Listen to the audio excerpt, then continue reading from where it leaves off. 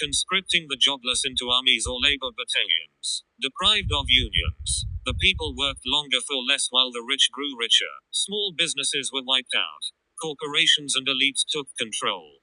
The living standards of ordinary people fell. Fascism is the opposite of democracy. Fascism is government by the few and for the few. Its goal is total control. Economic, political, social, and cultural. The democratic way of life interferes with their desires. 1. To control business. 2. To dominate their fellow men. 3. To decide all matters for themselves. Democracy must go, they say. Those outside the inner gang must obey.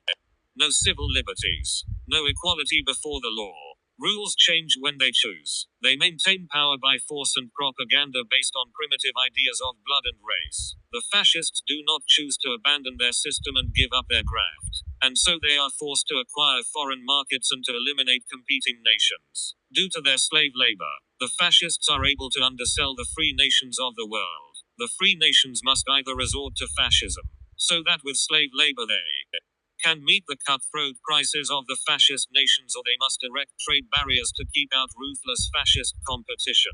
See Douglas Miller. You can't do business with Hitler. In either case, the fascist nation still wants the markets, and it goes after them with the same methods used in domestic affairs: intimidation, terror, and force. In foreign affairs, force means war. The war machine is ready and waiting for duty, to justify building it as the solution to unemployment. Fascists nurture a lust for war and conquest. Live dangerously, said Mussolini. Man has become great through perpetual strife, screamed Hitler. A Nazi slogan was guns instead of butter. The hungry people were told they would get butter and other riches in due time, by way of conquest. Everyone. How to stop it? Either fascism or communism. And they label as communist everyone who refuses to support them. By attacking our free enterprise, capitalist democracy, and by denying the effectiveness of our way of life, they hope to trap many people. Hitler insisted that only fascism could save Europe and the world from the communist menace. There were many people inside and outside Germany and Italy who welcomed and supported Hitler and Mussolini because they believed fascism was the only safeguard against communism.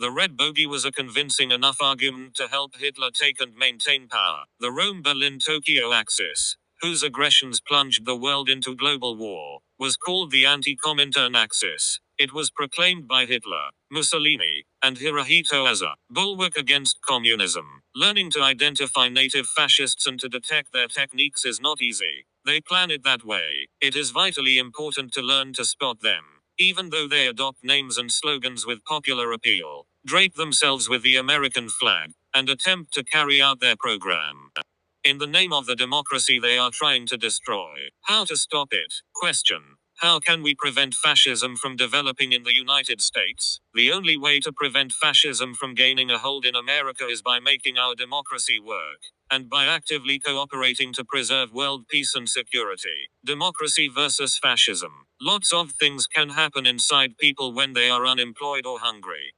They become frightened, angry, desperate, confused. Many, in their misery, seek someone to blame. Fascism is always ready to provide one. It drives wedges that disunite the people and weaken the nation, supplying scapegoats. Catholics, Jews, Negroes, labor unions, big business, any group upon which the insecure and unemployed can be made to pin the blame for their misfortune. After the war, if economic stress creates tension among our people, especially among returning veterans, resentment may be directed against minorities. Undemocratic organizations with power and money can exploit this and direct our emotions and thinking along these lines. The fascist doctrine of hate fulfills a triple mission. 1. By creating disunity, it weakens democracy. 2. By getting men to hate rather than think, it prevents democratic solutions. 3. By fake promises of jobs and security, fascism lures men into its program. Our responsibility.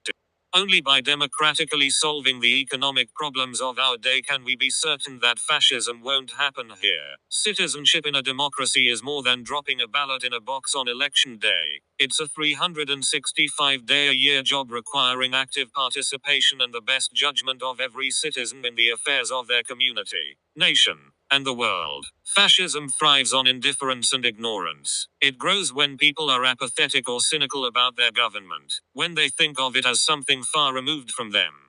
Freedom, like peace and security, cannot be maintained in isolation.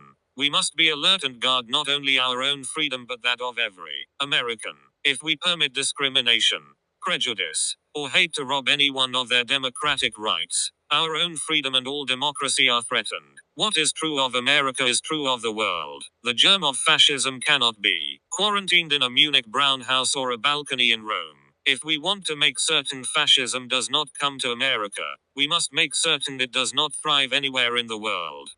About the NFCL, the National Federation for Constitutional Liberties, NFCL, founded in 1940, is an organization through which civic, religious, educational, labor, farm, professional, and minority groups throughout the nation take action to preserve and extend the basic liberties on which America was founded, believing that the best shield against fascist influence and propaganda is the building of a sound democracy. NFCL exposes and combats defeatists, seditionists, anti-Semites, and all purveyors of race hatred who would divide the American people.